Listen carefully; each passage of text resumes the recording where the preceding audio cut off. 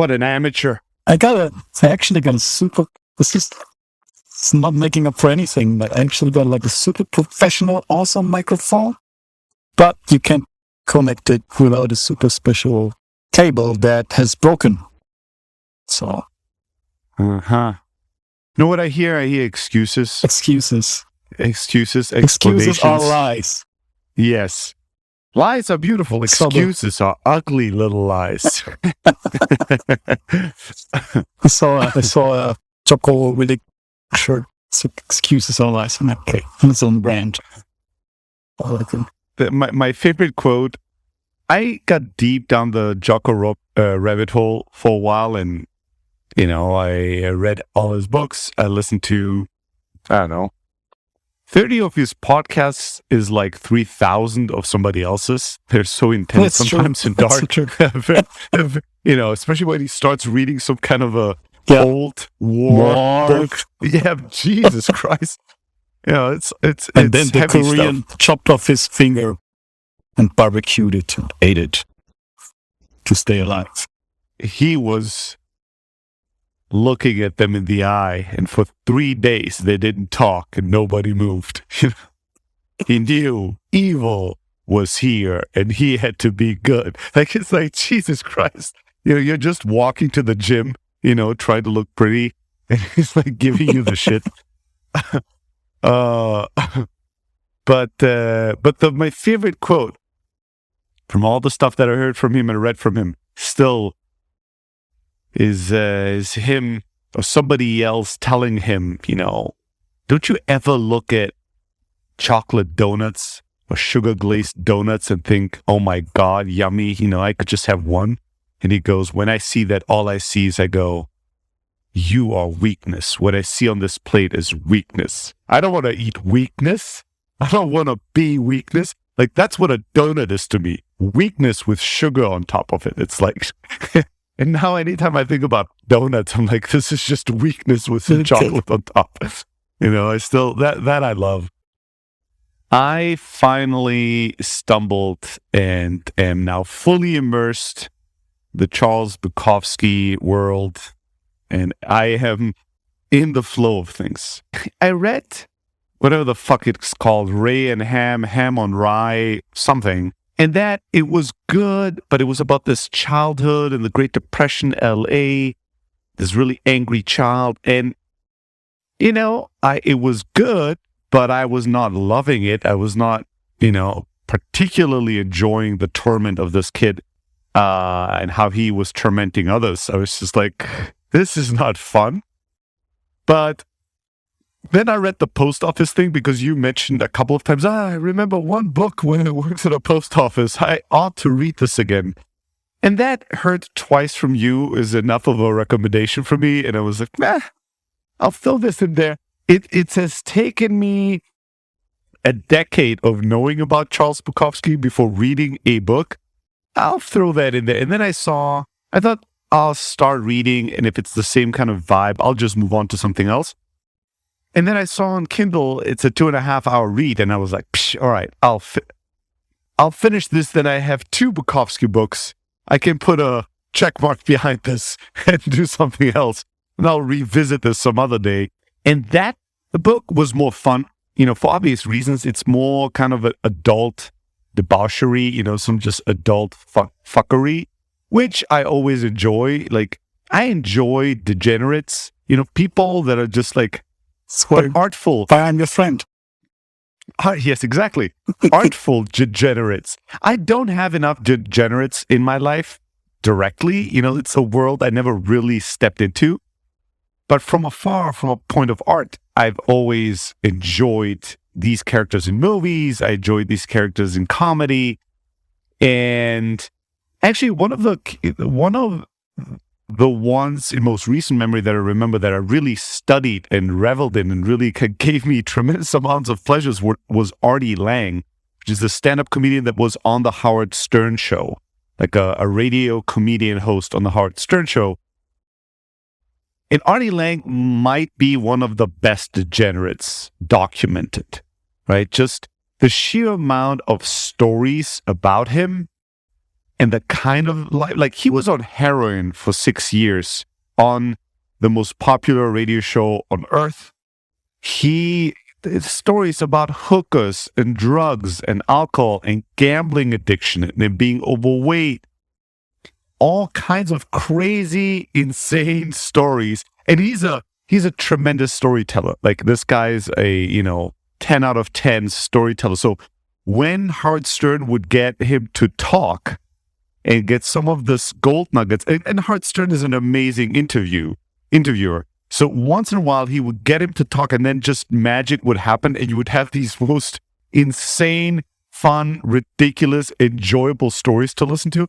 For a while, I don't know, I was just bathing in that. So it was giving me a very specific kind of pleasure that I couldn't access in my normal life, probably to a fair degree, because I've never degenerated really. Like I had, as we all have, I have my moments where I was not like the most upright citizen, the best of myself and all that, but never really, not even close to it.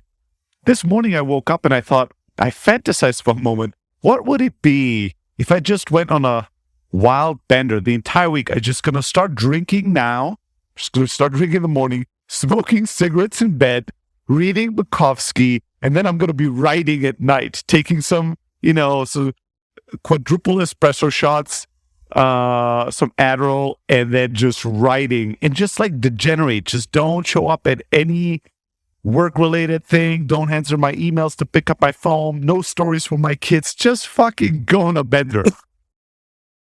And I couldn't even enjoy the fucking fantasy for more than 2 seconds. Because instantly, I was like, you can't do that.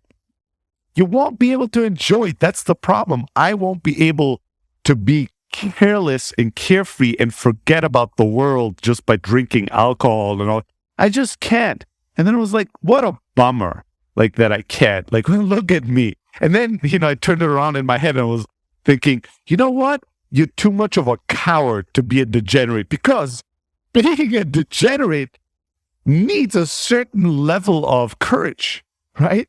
You have to have the tremendous courage to not care and to disappoint everyone and to just go, you know what? I'm just going to drown these thoughts in alcohol and drugs. I'm going to drown these negative emotions, and I just won't care. I will just run to whatever place is most indulgently escapist and will seem most fun and away from all responsibility. You have to have some balls and some guts.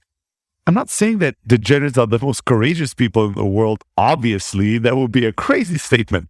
But many degenerates, I was pondering this morning, might be a lot more courageous than the average person that just decomposes away and just doesn't live at all. Like, is not courageous enough to go all out and running down their life and ruining themselves. They just let the ruin happen over a 50-year span, trying to not inconvenience anybody, right? Who is more courageous?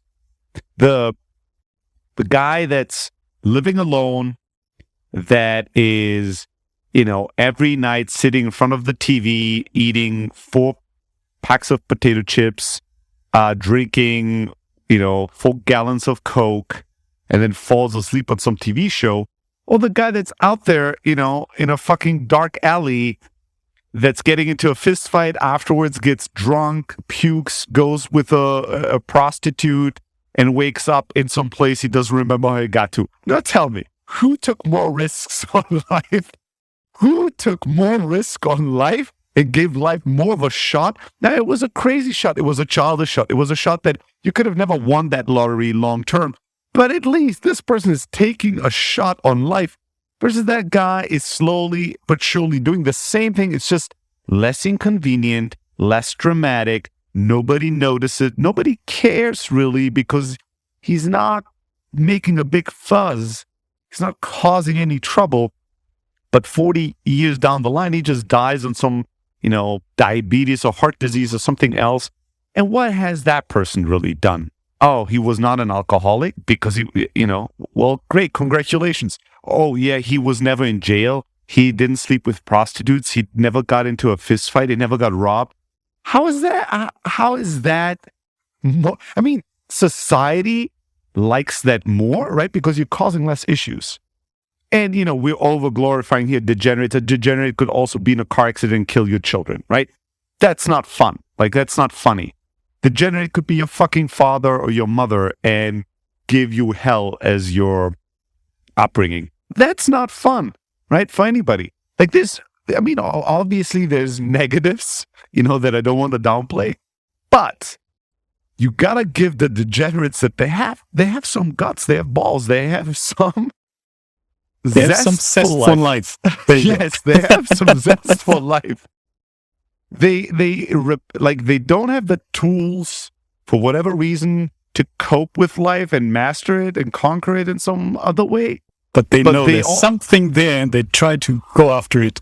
They have fight in them. They don't, They're not willing to just lay down and have society walk over them until it's over. They're like, I can't win. I'm not a winner. I don't know how to play this game, but I'm going to ruin this party for all of you. At least I've lived. At least I did something. Maybe it'll give me some pleasure. Maybe I'll have some fun for a moment as people screaming at me. At least I'm alive. Something. You will know I existed, right? I'm not going to just lay here and then when the party's over, nobody even knew I was ever here. I'm going to shake you out of your dream of bullshit with your dreams. Yeah. And to some degree, my life will be an ugly mirror towards some of your life and some of this world's, dark sides that nobody wants to look at and pretend it's not there. And I'm not going to be a cooperating citizen that goes into the closet and hides these parts. I'm going to very publicly and uglily is not even the word, but I like it. I'm going to hold on to it. Very uglily, I'm going to stand in the middle of town puking, shitting myself, and then getting in trouble, right? And I don't give a fuck. There is guts in that. There's some courage in that I don't have. Like, I'm just like, it could be fun, but I just can't be bothered to deal with all the stress and all the trouble. And I don't want to be that to all the people, in my life and all that. Probably also have other means at your disposal and other ways of... Yes. Yes. Having zest for life, I have other outlets for and have a rich life. But I'm also a bit of a pussy and would not dare to go this hard at it. So I cowered this morning and instead of starting drinking in bed, smoking a cigarette, ashing into my fucking bed, reading Bukowski and then, at least visiting for a vacation, just for a week, visiting the world of degeneratism. I cowered and just, got up and did yoga. And never did I feel myself more like a pussy than this morning doing yoga when an alternative me would be in bed drinking whiskey and smoking a cigarette. I'm just doing some yoga poses over here, taking a shower and then, trying to work on some email. Drunken yoga. There's something to that. If you watch drunken Kung Fu movies, Jackie Chan, Drunken Master, classic movies, amazing movies. Probably something to it. But I finished post office, last night, this morning. And I thought, this was what? If you wanna, what? Another recommendation is Notes of a Doodle Man. Oh. Yeah.